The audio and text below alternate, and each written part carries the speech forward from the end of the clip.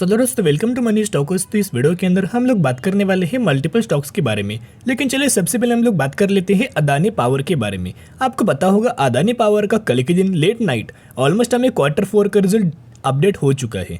तो चलिए किस तरह से कंपनी ने इनका परफॉर्म किया है, चलिए हम लोग बात करते हैं। सबसे पहले अगर आप देखोगे अदानी पावर भी हमें जिस तरह से टाटा पावर अपना बिजनेस करती है, सिमिलर तरीके से अदानी पावर का भी हमें बिजनेस निकलेगा और ये भी कंपनी पावर सेक्टर से बिलोंग करती है। यहाँ आपको जितना भी फिगर नजर आ रहा है रुपीज एंड करोड़ के अंदर हमें फिगर 200 नजर आ रहा है। तो चलो तीनों क्वार्टर के बारे में दोस्तों हम लोग बात करेंगे। ये सेम क्वार्टर का पिछले साल का रिजल्ट है, ये पिछले क्वार्टर का और ये इस क्वार्टर का रिजल्ट नजर आ रहा है। टोटल इनकम के अंदर अगर आप देखोगे तो पिछले साल 13,300 करोड़, पिछले क्वार्टर में 8,300 करोड़, इस क्वार्टर में 10,800 करोड़। तो यहाँ अगर आप ईयर ऑन बेसिस कंपेयर करें तो फॉल हमें नजर आया है, लेकिन क्यूएन के बेसिस की पर हमें अदानी पावर ने अच्छे खासे बेसिस की पर हमें परफॉर्म किया है। तो चलिए अभी हम लोग बात करते हैं नेट प्रॉफिट के बारे में। तो अगर आप इनका नेट प्रॉफिट देखोगे तो पिछले साल 4,650 करोड़, पिछले क्वार्टर में 8 करोड़, इस क्वार्टर में 5,240 करोड़। तो जहां अगर आप ईयर ऑन बेसिस कंपेयर करेंगे तो वहां भी अच्छी खासी ग्रोथ है और क्यूएन के बेसिस की पर भी बहुत शानदार तरीके से ग्रोथ निकल के आ चुकी है। तो अभी हम लोग बात करेंगे अर्निंग पर शेयर के बारे में। तो अगर आप अर्निंग पर शेयर के बारे में देखोगे तो पिछले साल 11.65, पिछले क्वार्टर में तो नेगेटिविटी के अंदर चला गया था, जो ब्रैकेट हमें जो इंडिकेट करता है, जो नेगेटिविटी के अंदर इंडिकेट करता है। और पिछले इस क्वार्टर की अगर बात की जाए तो 12.81। तो यहाँ आपको year on basis plus quarter on quarter basis earning per share के अंदर भी शानदार तरीके से ग्रोथ नजर आ चुकी है। यानी कि कंपनी का अर्निंग पर शेयर, कंपनी का नेट प्रॉफिट, उसके अंदर ईयर ऑन बेसिस भी और क्यूएन के बेसिस भी ग्रोथ आई है। लेकिन अगर आप इनका टोटल इनकम देखोगे तो ईयर ऑन बेसिस हमें डिप्स नजर आया, लेकिन क्यूएन के बेसिस की पर कंपनी ने बहुत अच्छा खासा हमें परफॉर्म किया हुआ है। तो आपको ये मंडे के दिन हमें पता लगने वाला है किस तरह से रिएक्शन हमें मार्केट अदानी पावर को देता है। तो चलो दोस्तों अभी हम लोग बात करेंगे टाटा पावर के बारे में। तो बेसिकली अगर आप टाटा पावर का कल के दिन का परफॉर्मेंस देखोगे ऑलमोस्ट हमें 2% का डिप्स नजर आया, 2% की गिरावट हमें टाटा पावर के अंदर नजर आ चुका है। तो गिरावट होने से पहले मैंने परसों के दिन आपके साथ शेयर किया था कि टाटा पावर का जो Q4 का जो रिजल्ट था वो कंपनी ने बहुत अच्छा बिल्कुल भी परफॉर्म नहीं किया। Basically year on basis company ने अच्छा ही हमें परफॉर्म किया है, लेकिन क्यूएन के बेसिस की पर कंपनी के परफॉर्मेंस के अंदर हमें फॉल 200 नजर आया है। और यही फॉल अगर मार्केट का एक्सपेक्टेशंस के हिसाब से अगर कोई भी कंपनी फुलफिल नहीं करती तो उस कंपनी के अंदर हमें करेक्शन नज़र आ जाता है। और कल के दिन एक और वजह से हमें करेक्शन हो सकता है कि जिस तरह से मार्केट के अंदर हमें दोस्तों कल के दिन जो गिरावट हमें हुआ था, हर एक इंडाइसेस के अंदर बहुत ह्यूज अमाउंट ऑफ गिरावट हमें नज़र आया था। तो अगर इस तरह से गिरावट अगर आपको नज़र आई, अगर इंडाइसेस गिरेगा तो बहुत सारे सेक्टर के अंदर गिरावट होगा, और सेक्टर के अंदर गिरावट होगा तो हर एक स्टॉक के अंदर भी गिरावट नजर आ जाएगा। तो बेसिकली यहाँ आप देख सकते हो अगर आप ये देखोगे मार्च 2023 के अंदर तो हमें 20% का गिरावट नजर आया। अर्निंग पर शेयर देखोगे कितना हमें टाटा पावर ने एक्सपेक्टेड किया था, मार्केट ने 3.06, लेकिन टाटा पावर ने कितना रिपोर्ट किया 2.43, यानी कि यहाँ 20% का फॉल नजर आया।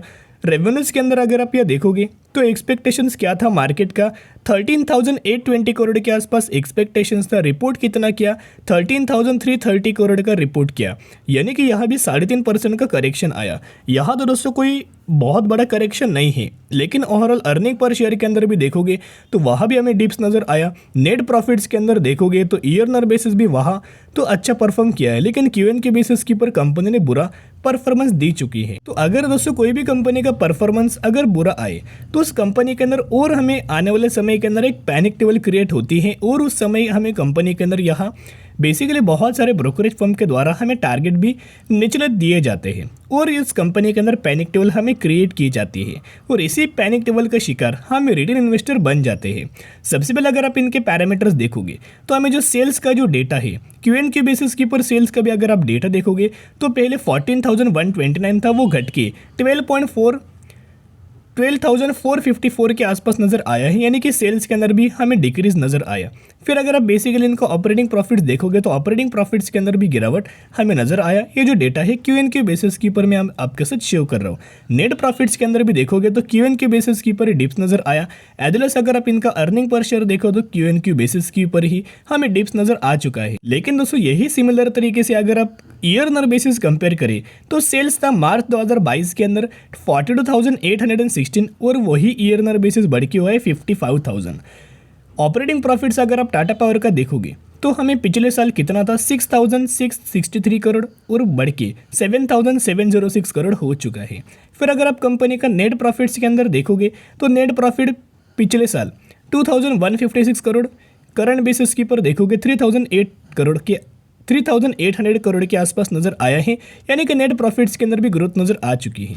एवरेज अर्निंग पर शेयर देखोगे 5.45 से बढ़ के 10.44, यानी कि जो परफॉर्मेंस है ईयर ऑन बेसिस कंपनी ने अच्छा दोस्तों परफॉर्म किया है, लेकिन क्यूएन बेसिस की पर स्लाइटली कंपनी का परफॉर्म बुरा नजर आ चुका है। लेकिन ये तो बुरा तो परफॉर्मेंस नजर आया है, लेकिन एक सबसे अच्छी खासी बात हमें टाटा पावर के अंदर निकल के आ चुकी है। सबसे पहले अगर आप इनका रिजर्व्स देखोगे तो रिजर्व्स के अंदर कोई भी 2021 एंड 22 अगर आप देखोगे कोई हमें रिजर्व्स के अंदर ज़्यादा जंप नज़र नहीं आ रही थी, लेकिन वही अगर आप रिजर्व मार्च 2023 के अंदर देखोगे तो 22,000 करोड़ से बढ़ के 28,500 करोड़ के आसपास हमें हो चुका है, यानी कि यह ऑलमोस्ट हमें शानदार तरीके से रिजर्व्स बेसिकली टाटा पावर के अंदर इंक्रीज हो चुका है।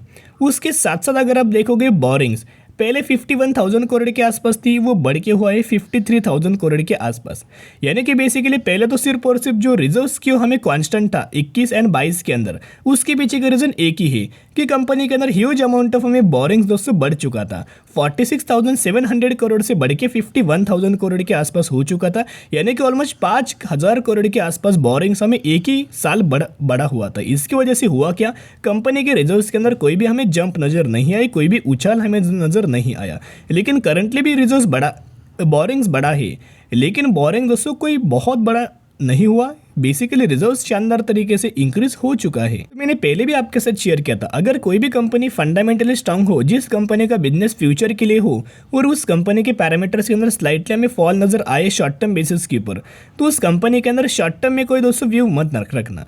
मैंने पहले आपके साथ शेयर किया था टाटा पावर या फिर टाटा मोटर्स, ये जो कंपनीज में आपके साथ जो बार बार शेयर करता हूँ, इसके पीछे का रीजन एक ही है कि इन कंपनीज का जो बिजनेस है शॉर्ट टर्म बेसिस के ऊपर बिजनेस नहीं है। इन कंपनीज का जो व्यू है, इन कंपनीज का प्लान है, इन कंपनीज का जो गोल है लंबे समय के लिए है, लॉन्ग टर्म बेसिस के ऊपर हमें इनका गोल नजर आ रहा है। तो बहुत ज़्यादा लोग क्या करते हैं, शॉर्ट टर्म में इस कंपनीज को खरीदारी करते हैं। शॉर्ट टर्म में कोई आपको 200 रिटर्न नहीं मिलने वाला, जितना आपको रिटर्न मिलेगा वो लंबे समय के लिए मिलने वाला है। अभी टाटा मोटर्स करता क्या है, टाटा मोटर्स इलेक्ट्रिक व्हीकल्स को मैन्युफैक्चरिंग करके सेल करता है, लेकिन इस इलेक्ट्रिक व्हीकल्स को हर एक लोग तो घर चार्ज नहीं कर पाएंगे, तो लोग क्या करेंगे, टाटा पावर बेसिकली कर क्या रहा है, इन्हीं लोगों के ऊपर ही काम कर रहा है कि जो लोग घर चार्ज नहीं कर पाएंगे उनके लिए एक चार्जिंग स्टेशन दोस्तों डेवलप कर रहा है। इलेक्ट्रिक व्हीकल्स का जो चार्जिंग स्टेशन है वो टाटा पावर इंडिया के अंदर डेवलप कर रहे हैं। तो जिसके हिसाब से बहुत बड़े बड़े प्लेयर भी ये जो पावर स्टेशन है वो डेवलप नहीं कर रहे। सबसे बड़ा जो प्लेयर है इंडिया के अंदर वो टाटा पावर ही है। बेसिकली और भी बहुत सारे लोग कर रहे हैं, लेकिन छोटे लेवल्स के ऊपर ये लोग कर रहे हैं, लेकिन टाटा पावर जो कर रहा है बहुत बड़े लेवल्स के ऊपर इन प्रोजेक्ट्स के अंदर काम कर रहा है और टाटा पावर को इसका भी बेनिफिट मिलता है, क्योंकि टाटा पावर को बहुत बड़े बड़े दोस्तों ऑर्डर मिलते हैं।